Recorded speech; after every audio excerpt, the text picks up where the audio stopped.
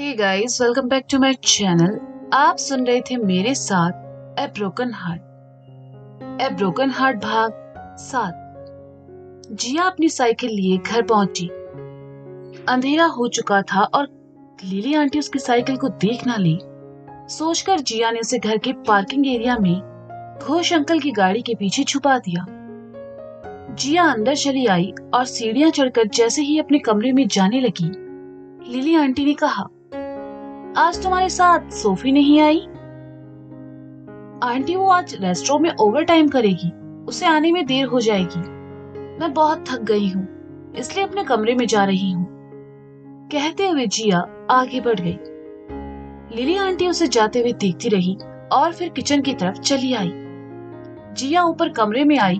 उसने गले से बैग निकालकर सोफे पर फेंक दिया, अपना जैकेट निकालकर उसे भी बिस्तर पर फेंक दिया और बालों को समेटकर उसमें क्लचर खोस लिया।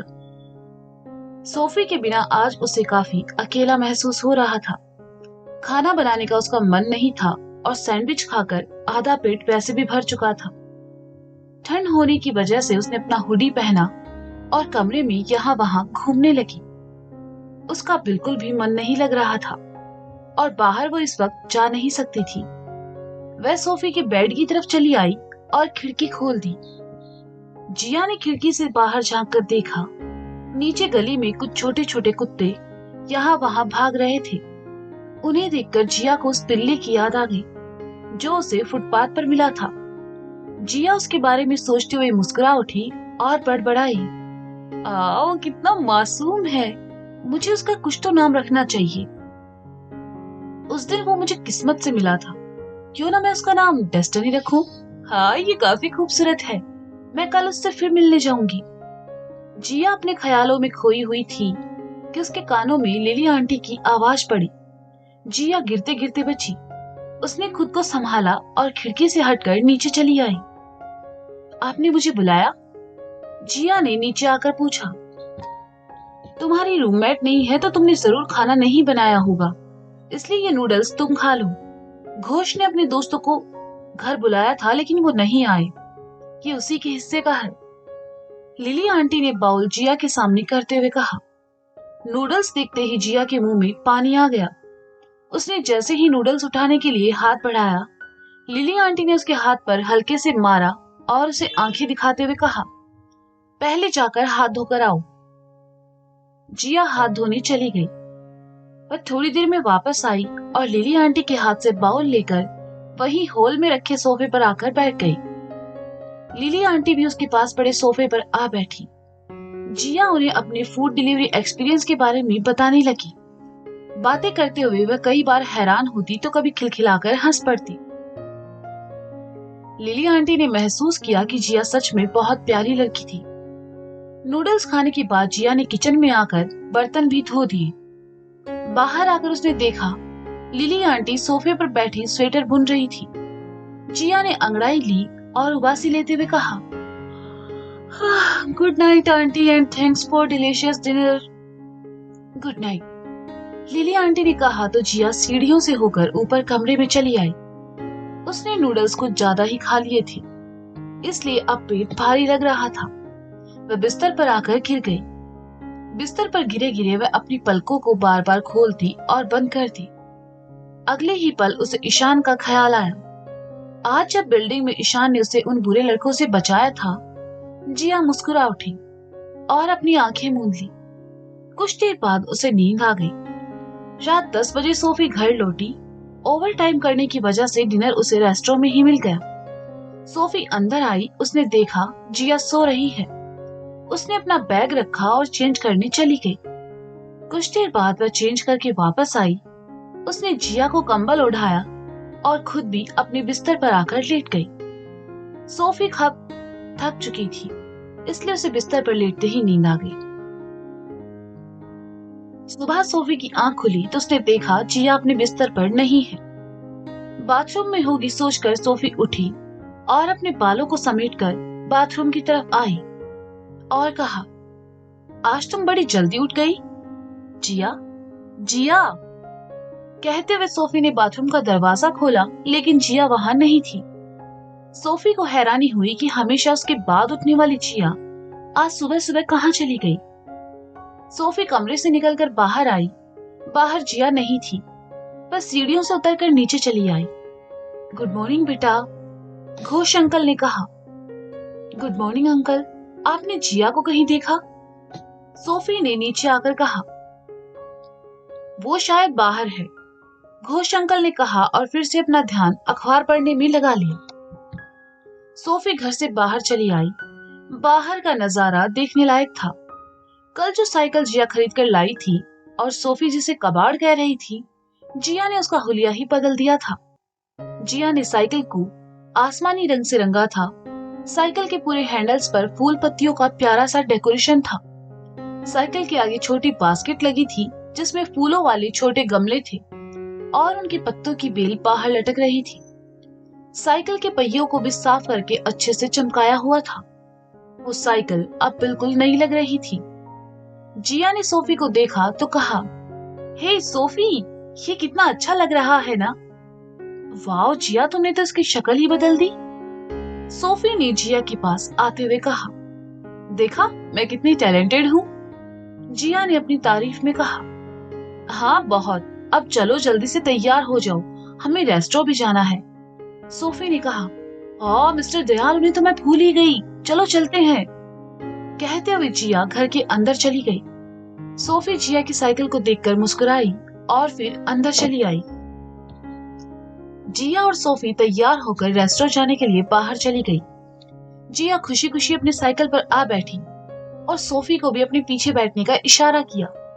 सोफी जिया के पीछे आ बैठी और कहा, देखो जिया, आराम से चलाना और मुझे गिरा मत देना। सोफी, क्या तुम मुझे इतनी पागल समझती हो? अभी देखना मेरी साइकिल कैसे हवा से बातें करती है। कहते हुए जिया ने जैसे ही पेडल मारे, साइकिल आगे बढ़ गई।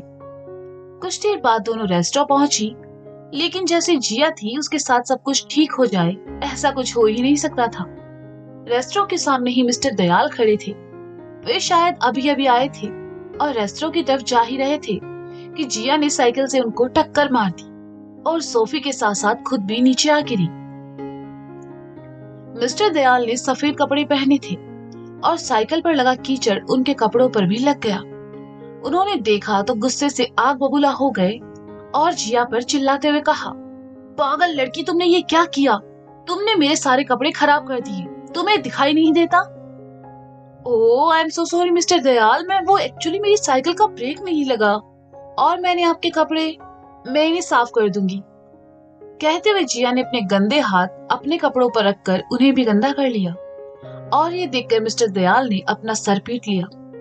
सोफी ने मिस्टर दयाल को गुस्से में देखा तो उनके पास चली आई और कहा, मिस्टर दयाल, मैं जिया की तरफ से माफी चाहती हूँ।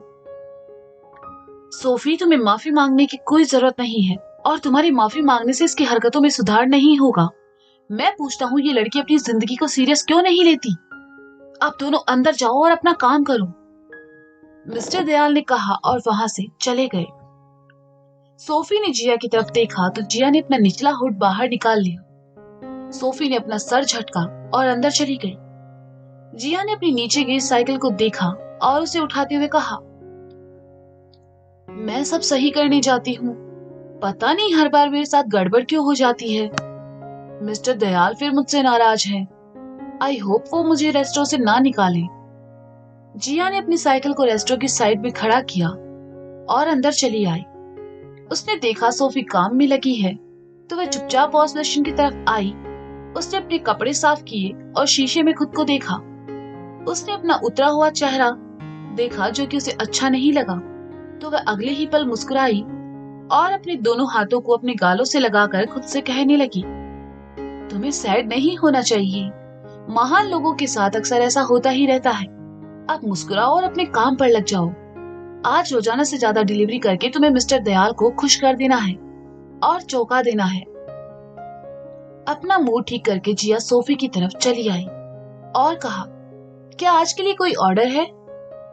हाँ, ये 3 ऑर्डर है, इनमें से 2 एक ही रूट पर है और तीसरा अलग रूट पर। सोफी ने स्लिप काउंटर पर रखते हुए कहा, मैं ये तीनों कर लूंगी। जिया ने स्लिप को अपनी जेब में रखते हुए कहा, जिया तुम्हें सिर्फ 2 लेकर जाने चाहिए, तीसरा ऑर्डर मैं किसी और के हाथों भिजवा दूंगी। सोफी ने उसकी तरफ देखकर कहा, हाँ, क्या तुमने और मिस्टर दयाल ने मुझे नकारा समझ रखा है? मैं ये तीनों डिलीवरी कर सकती हूँ। जिया ने थोड़ी ऊंची आवाज में कहा ताकि कैबिन में बैठे मिस्टर दयाल को भी सुन सके। ओके, तुम जा सकती हो। सोफी ने तीनों ऑर्डर्स काउंटर पर रखते हुए कहा। जिया ने सब अपने बैग में रखा, स्कूटर की चाबी उठाई और रेस्टोरेंट के लोगों का कैप पहनकर वहां से निकल गई। जिया ने पहले दोनों ऑर्डर दिए, उसके बाद तीसरा ऑर्डर लेकर आगे बढ़ गई। जिया एड कंपनी के सामने आकर रुकी। आज भी ये ऑर्डर इसी कंपनी से आया था, लेकिन माया के नाम से। जिया ने स्कूटर साइड में लगाया और बैग से सामान लेकर अंदर चली आई। अंदर आकर उसने रिसेप्शन पर बैठी लड़की से पूछा, हेलो मैम, मिस माया के नाम से ऑर्डर है, क्या आप उन्हें बुला देंगी? लड़की ने फोन पर किसी से कुछ बात की और फिर जिया से कहा, माया मैडम आपको 4th फ्लोर पर मिलेगी। थैंक यू, जिया ने मुस्कुराकर कहा और लिफ्ट की तरफ बढ़ गई। चलते चलते उसने वेटिंग एरिया की तरफ देखा जहां उसने पहली बार ईशान को देखा था। जिया गुनगुनाते हुए आगे बढ़ गई। वह लिफ्ट में चली आई और 4 नंबर दबा दिया। जिया खुश थी और गुनगुना रही थी। आज उसने पहले 3 ऑर्डर टाइम पर पहुंचा दिए। लिफ्ट 4th फ्लोर पर आकर रुकी। जिया बाहर आई। उसने देखा उस फ्लोर पर कई चैम्बर बने थे। वह कंफ्यूज थी कि किधर जाए। तभी उसके कानों में कुछ आवाज पड़ी और वह उस दिशा में बढ़ गई। जिया फ्लोर के कोने में आई। वहां आकर उसने जो नजारा देखा, उसकी आंखें फटी की फटी रह गई और मुंह खुला का खुला रह गया। सीढ़ियों के पास कोने में एक खड़ी लड़की और उसका हम उम्र लड़का एक दूसरे के बहुत करीब थे। लड़की ने जैसे ही जिया को वहां देखा, जिया ने जल्दी से पलटते हुए कहा, मैंने कुछ नहीं देखा। स्टूपिड गर्ल, तुम यहाँ क्या कर रही हो? लड़की ने गुस्से से कहा। माया, मैं बाद में मिलता हूँ, कहकर लड़का वहां से चला गया।